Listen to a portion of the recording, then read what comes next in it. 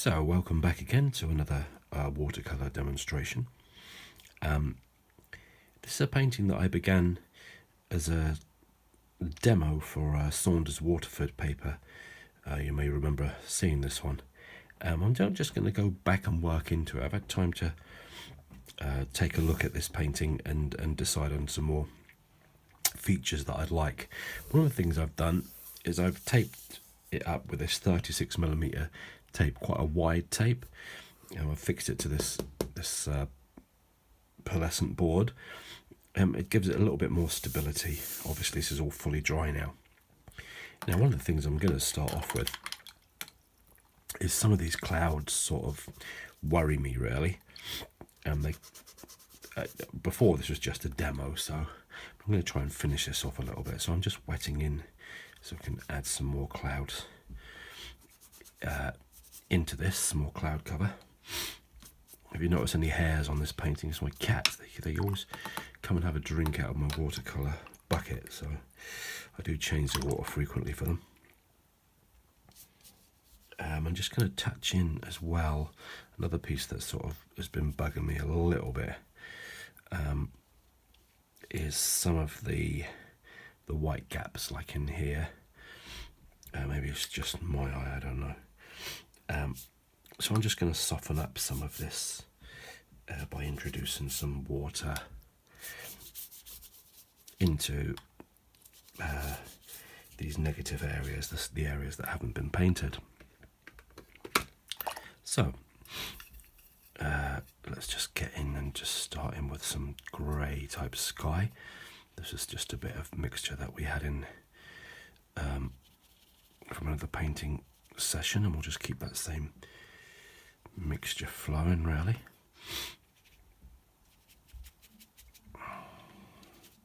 It's always good to try and join things up in watercolour, so one passage join into another. That's the way I kind of like to see things.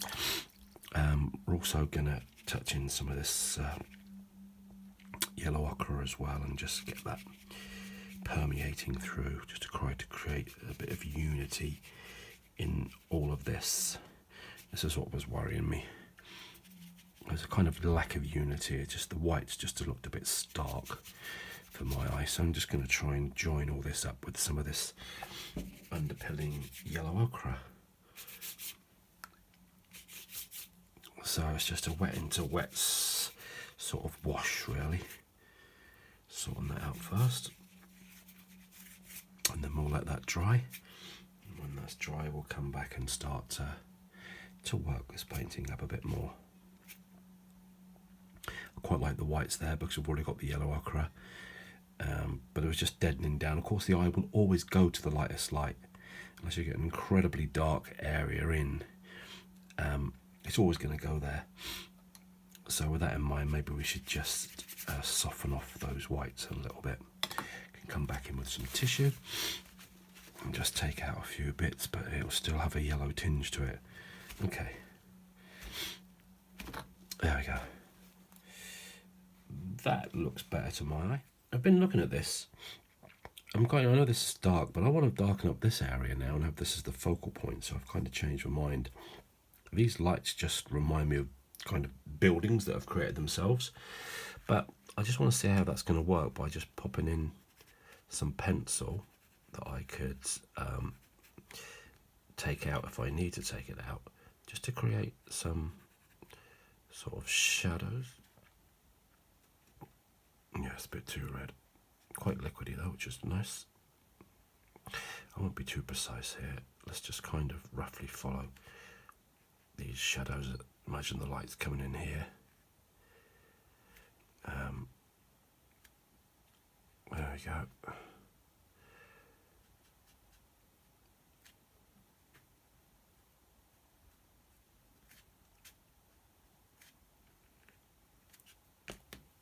Keep it loosely defined. There, we messed up. I'll just go back in again. Okay. That's very liquidy. What I'm going to do is I'm going to just touch in some ultramarine. There's a lot of ultramarine you can see on the brush.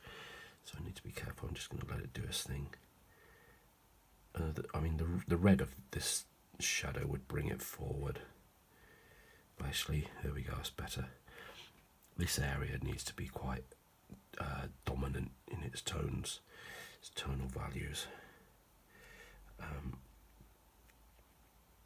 As we said, we're going to move over to this area to make it the place where we want those tones to take the eye.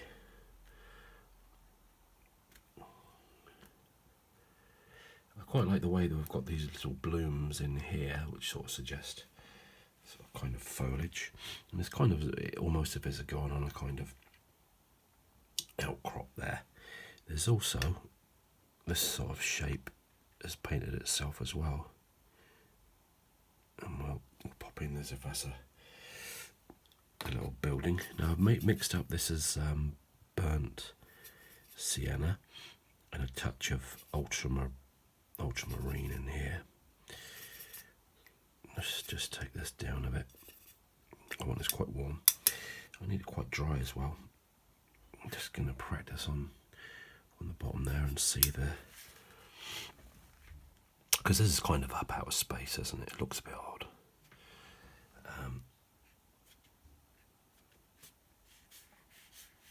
I'll just suggest some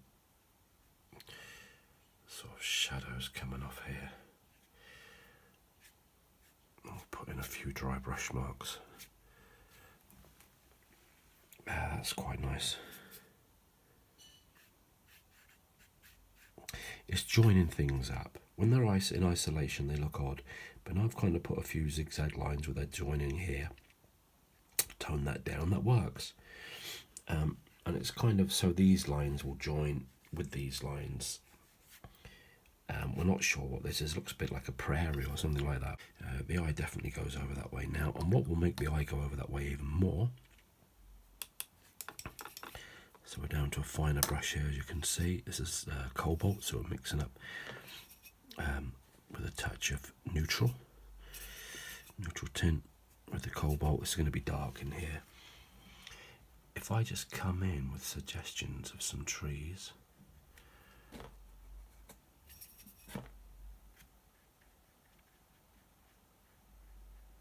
just in here, just have to carefully paint these in.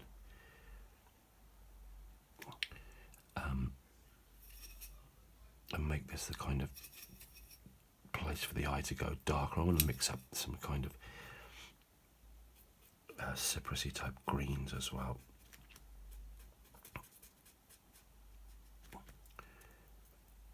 Quite like this, just dropping down. There we are. And we'll pop some of these in here as well.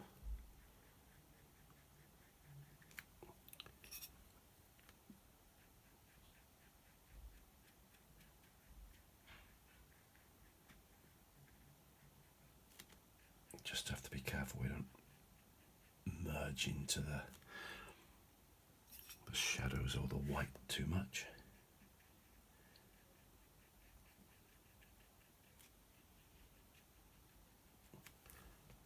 Yeah, it's quite nice. We'll take that off to the edge.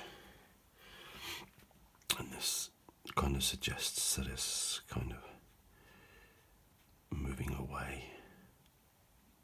But this is quite small as a focal point, so I just need to balance this up and bring in some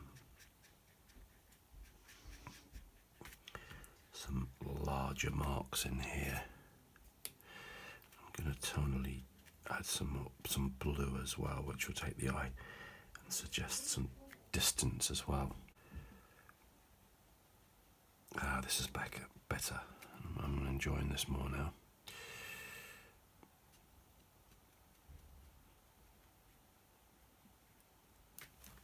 Okay, that's looking good. So it's kind of a bit of harmony going off there.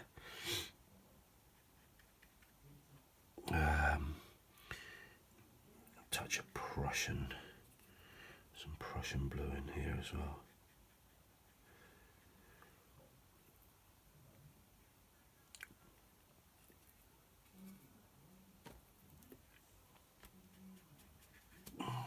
So we mix those blues up a bit, and I like that a lot better.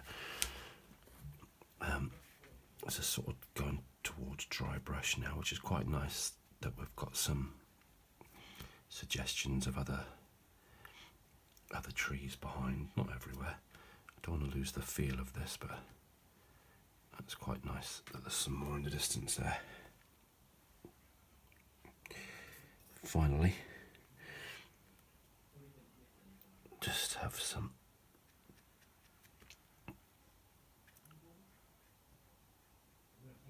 touches in here, just to come across these clouds to join up. It's always good to have shapes kind of interacting with each other, and this kind of design now is almost like a triangular shape, and there's lots of sort of suggestions of triangles and rectangles over here as well. I'm enjoying that. The other last little bit that I want to join, and I'm just going to go in really tiny here, is just to link up to this shack, house, cottage, we don't know, whatever it is over there, and that kind of joins off, even though that's, you know, not the focal point at all, but it's there. I'll just add in a touch of dry brush in here just for harmony's sake. Harmony is like joining up just a few of these colours. Now this is all a bit wishy-washy here, so I need to decide what I'm going to do. I quite like the dry brush in this middle distance, and here I'm not over enamoured with it, so I'm going to put a shadow in with these two mixtures and just bang in a shadow with some of these ultramarine, burnt sienna, alizarin crimson. That's great. And just mix up some other bits and bobs in there as well. Just touch in some water just to soften off some of these edges. And when it's leading in, there we go. We'll take this shadow right out here. That kind of balances up that big shape that we now have with the shadow up to here in terms of tone. And we'll just put in some blue to kind of echo that. And I'm going to put in some, that was ultramarine, I'm going to put in some, just to warm it up at the front here, some of this very rich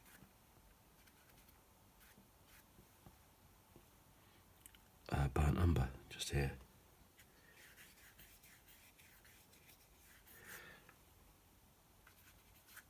There we go.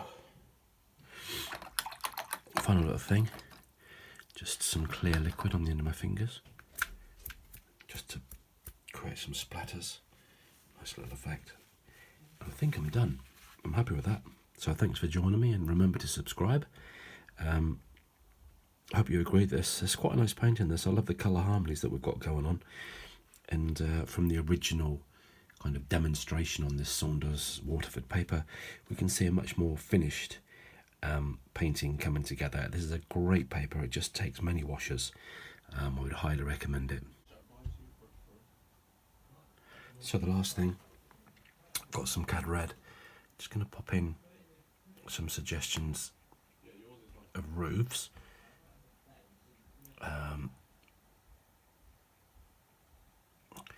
Not everywhere, but just here and there. I just think it would take the eye there a bit more than it would have done. I know the white's strong, and there's some real nice counter change. So happy painting, take care now. Remember to subscribe and like, and come back soon for some more content.